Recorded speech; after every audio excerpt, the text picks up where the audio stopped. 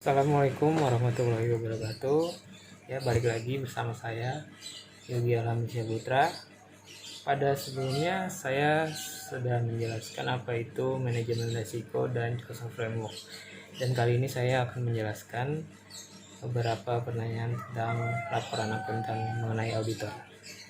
Yang pertanyaan pertama itu adalah, apakah akuntan publik boleh membuat laporan opininya tidak sesuai dengan bentuk baku seperti yang diuraikan pada SA 700? Dan jawabannya adalah, berdasarkan SA 700, dalam membuat laporan opini, jika dalam laporan auditor itu tidak dalam bentuk baku, maka auditor diharuskan untuk tidak melakukan atau tidak menerima perikatan audit tersebut.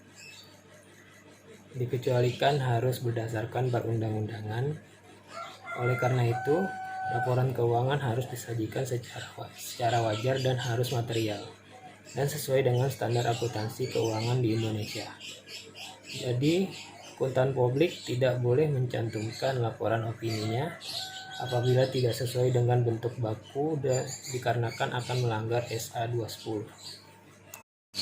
Lalu pertanyaan yang kedua adalah, kapan seorang akuntan publik dapat memberikan opini wajar tanpa pengecualian, opini wajar dengan pengecualian, opini tidak menyatakan pendapat, dan opini tidak wajar?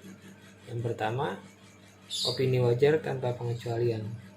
Apabila auditor tidak menemukan kesalahan pada laporan keuangan, tetapi laporan keuangan tersebut telah dibuat berdasarkan prinsip akuntansi sesuai standar akuntansi keuangan, maka terdapat syarat untuk memenuhi opini wajar tanpa pengecualian, yaitu yang pertama, laporan keuangan saat proses audit disajikan secara baik dan lengkap. Yang kedua, semua bukti keuangan dibutuhkan juga lengkap serta memenuhi standar yang ditetapkan. Yang ketiga, standar umum telah dipenuhi dalam kinerja yang mengikat secara penuh dalam mewujudkan laporan keuangan yang lengkap. Lalu yang kedua, opini wajar dengan pengecualian.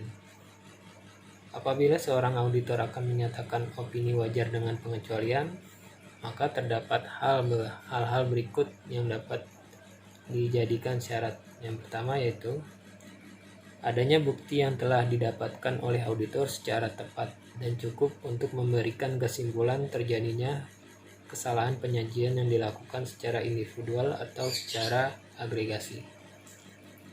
Pengaruh dari hasil audit, adanya material yang tidak preventif terhadap laporan yang disajikan. Yang kedua, tidak diperolehnya bukti secara cukup dan tepat oleh auditor untuk mendukung opininya. Namun auditor telah menyimpulkan adanya pengaruh kesalahan penyajian tidak terdeteksi pada laporan keuangan yang muncul. Kalaupun terjadi, maka adanya material tidak pervasif. Yang ketiga, opini tidak menyatakan pendapat. Pada opini tidak menyatakan pendapat ini, seorang auditor tidak akan melakukan penyimpulan terhadap pengaruh penyajian kesalahan material yang tidak terdeteksi pada laporan keuangan. Jikalau ada, tentu bersifat preventif dan material. Yang keempat, opini tidak wajar. Opini auditor dinyatakan tidak wajar apabila pada saat auditor melakukan pemeriksaan terhadap laporan keuangan mendapatkan bukti yang cukup. Selanjutnya, auditor akan menyimpulkan adanya kesalahan yang terjadi pada laporan keuangan, seperti kesalahan penyajian. Kesalahan penyajian ini juga bisa karena individual atau secara agregasi, yang merupakan material secara pervasif dihadapkan pada laporan keuangan. Pervasif berarti bahwa adanya kesalahan yang berdampak pada kemanapun serta mendalam. Pertanyaan yang ketiga adalah, kapan seorang akuntan publik dapat menentukan paragraf penekanan suatu hal dalam opininya? Jawabannya adalah berdasarkan SA 706 pada paragraf penekanan suatu hal dalam opininya, jika menurut auditor perlu untuk menarik perhatian pengguna laporan keuangan atas suatu hal yang disajikan dalam laporan keuangan, menurut pertimbangan auditor, sedemikian penting bahwa hal tersebut fundamental bagi pemahaman pengguna laporan keuangan. Maka auditor harus mencantumkan paragraf penekanan suatu hal dalam laporan auditor selama auditor telah memperoleh bukti audit yang cukup dan tepat bahwa tidak terdapat kesalahan penyajian material atas hal tersebut dalam laporan keuangan. Contohnya adalah kami telah mengaudit laporan keuangan PT ABC terlampir yang terdiri dari laporan posisi keuangan tanggal 31 Desember 2014 serta laporan laba rugi komprehensif, laporan perubahan ekuitas, dan laporan arus kas untuk tahun yang berakhir pada tanggal tersebut, dan suatu ikhtisar kebijakan akuntansi signifikan dan informasi penjelasan lainnya.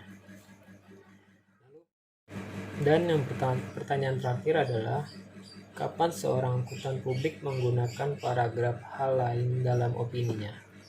Berdasarkan SA 706, pada penggunaan paragraf hal lain dalam opininya, peletakan paragraf hal lain bergantung pada sifat informasi yang dikomunikasikan.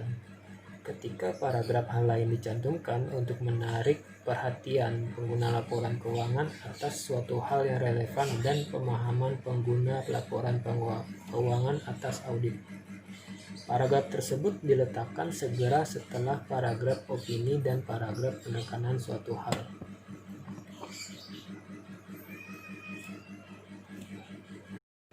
Sekian penjelasan dari saya. Apabila ada kata-kata yang tidak berkenan, mohon maaf dan terima kasih atas perhatiannya. Wassalamualaikum warahmatullahi wabarakatuh.